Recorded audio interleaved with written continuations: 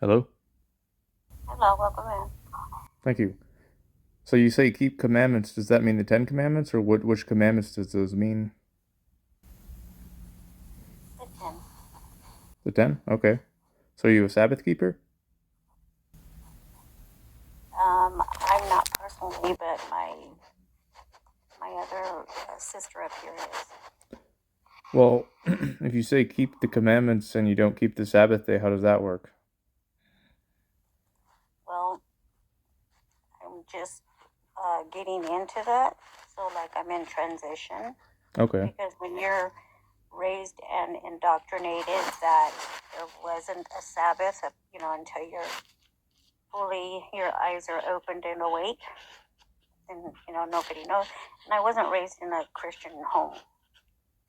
So, Okay. Yeah, can I give you some advice then about the Sabbath day? go ahead. So I'm a Sabbath keeper as well. And one thing I would say is that you don't want to fall into this tradition that a lot of them have of going evening to evening on the Sabbath day. They say it starts Friday evening and begins Saturday evening, or it ends Saturday evening. Okay, but that's not correct. That's actually a tradition that the Babylonians practiced, and the tribe of Judah was exiled there, and that's where they adopted that practice.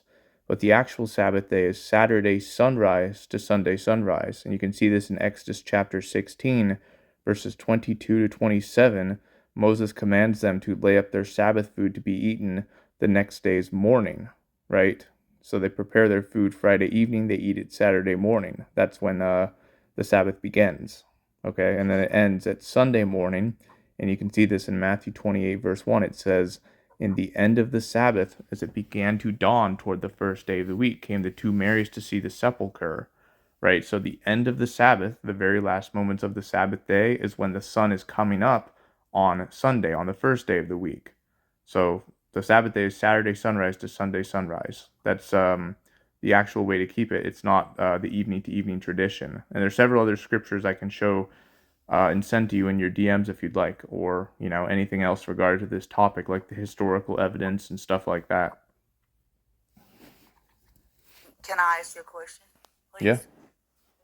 I'm Bree. Nice to meet you. I think we've spoken before. Um, but what do you think about Genesis 1:5? What God says about that? yeah. So Genesis 1, great question. It says that God does His work. Then there was evening, then there was morning, the first day. Okay, and it depends on what translation you use. The KJV especially really makes it sound like it's saying that evening and the morning were the first day, but that's not correct. Because evening and morning in the Hebrew, it's these words Erev and Boker, and they're actually different words than night and day. Okay, so it's not talking about 12-hour periods of time. It's talking about these transitionary periods between light and darkness. It's talking about sunset and sunrise. So it's not saying sunset and sunrise is a day. It's saying God does his work first for 12 hours during the day, then comes sunset, the transition between day and night. Okay, 12 more hours, then comes sunrise, the transition between night and day, and the day ends at morning of the next day, at sunrise, Boker. Hmm. Mm, mm-hmm. And this is more easily seen in the Septuagint translation than it is in the KJV, like I said, but even other English ones like the ESV or, you know, just not the KJV basically. And even in the KJV, there are some notes in the margins, depending on what study Bible you have, that corrects this little error that they make. But there's other scriptures I can show as well, like 1 Samuel 19, verses 10 to 11. It shows that tomorrow means the next day when it's already nighttime, right? So morrow, well, that means the next day, and it's already night. So it means the next day's morning. It's also stuff like Leviticus 7:15 that says that this sacrifice for peace offering for Thanksgiving, it shall be eaten the same day that it is offered, and none shall be left until the morning. So that means that same day, the deadline for that is the next day's morning. So a day ends at morning of the next day. Well, in my Bible, and I'm reading the NASB, Genesis 1:5, and let me read it to you. God called the light day, and the darkness he called night. And there was evening, and there was morning one day. There you go. Notice how it says, and there was evening, and there was morning the first day. There's an and before the evening part because that comes after God does his work for 12 hours. Again, it's impossible for evening and morning to make up 24 hours because evening, that's just the transition period between day and night. And morning, that's not a 12-hour period. That's not 6 a.m. to 6 p.m. That would be the day. Morning is just the early part of it. Well, that doesn't make sense because it seems like it would be equal parts. 6 a.m. to 6 p.m. in the morning would be the day, and 6 p.m. to 6 a.m. in the morning would be another day, right? Or that's the full 24 hours right there. So do you think that 5 p.m. is morning time? No, it's evening. Okay, so then morning is not 6 a.m. to 6 p.m. They are equal parts, sunrise and sunset, right? They're about the same amount of time, but it's not talking about the 12-hour periods of day and night. Again, they're different words in the Hebrew language than day and night. Day is yom, but morning is boker. So they're literally different words. It's not saying that night and day is a day. It's saying that after God does his work for 12 hours, then comes sunset, then comes sunrise, the first day. And can I say something else? So basically, you think that the day begins When the in the sun comes up. morning? Yeah, no. Okay. How's that a no? That's pretty. I think all the birds in the sky understand that the day begins when the sun comes up. I think all the kids understand that a day begins when the sun comes up. It's how God ordained it from creation, and it's in other spots of scripture too that I've already mentioned. Again, but if that's how people raised, if that's how people were raised, because I mean, there's people that work night shift. They get up in the night, and that's their whole day from night to night. Well, the Messiah says in John chapter 11, I believe it's verse 9, that day is when we are supposed to be working. It's, if any man walks in the night, he stumbles, right? And it's metaphoric. It's not 100% literal, but like that's when the day is, when the sun is out. Okay, day doesn't begin at evening. We're supposed to be children of light, not child of darkness, children of the day. This is what Paul says in 1 Thessalonians 5, verse 5. And I mean, not. I created darkness first. It was dark first. No, you're not listening, woman. And Jesus is not the Messiah's real name. The Messiah's real name is Yeshua. Hold on a minute, sir. What is your name? My username is right there. Or you're trying to kick me because I'm telling you not to do the false evening to evening Sabbath day, and that I don't want a woman trying to teach me. You're facing to get busted, and you know it. And busted for what? Have you read 1 Timothy chapter 2?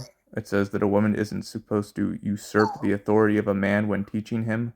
What do you believe in? What is your belief? I believe in the Old and New Testament. I keep the Sabbath day. And here's another thing. I don't keep the feast days. The feast days you're not supposed to do outside of the promised land. Deuteronomy 12 and 16 says not to. You're lawless. No, I'm actually listening to the full instruction of the law, which says to wait until you're in your inheritance to do the feasts. You are lawless. See, you're just repeating the same thing because you're speaking for the enemy here.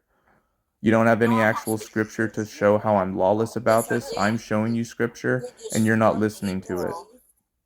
You're not listening to Yeshua because he kept the feast. Why aren't you doing what he said to do? Where did Yeshua keep the feasts? Oh, my dear. Where was he? Serious? Yeah, where was he? No, tell me. You don't understand that he was... Oh, my God. Never mind. He was in the promised land. Are you in the promised land?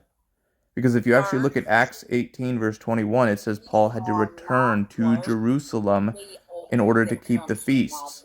I must by all means, keep this feast that cometh in Jerusalem, he says. Pride, he says. Comes before the fall. Okay, yeah, you're talking about yourself. I'm not being prideful here. I'm showing you scripture and you're refusing to listen to it. You just keep going back to your own misinterpretation of Genesis 1. You cannot say that you keep the law, and you are doing that, and you're trying to teach somebody when you don't even keep the feast. Okay, Wow. what about Deuteronomy 16 saying you may not sacrifice the Passover outside of or in any of your gates, but at the place which Jehovah your God shall choose? Where is that? Where does he choose? Within our vessel. No.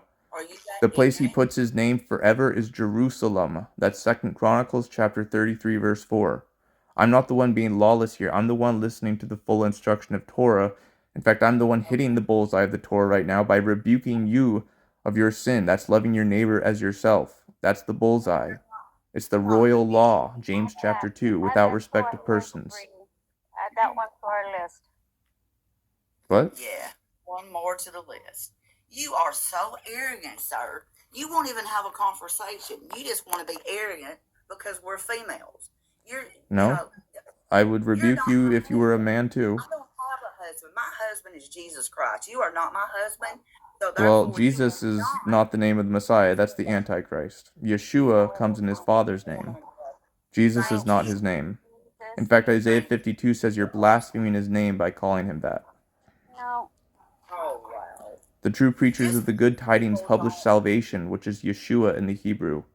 You're receiving the are one who comes in his own name because you don't have the love of God in you, which is the Ten Commandments. because you don't. God in you, which is the Ten Commandments. Because you don't want to reach people because you are lawless.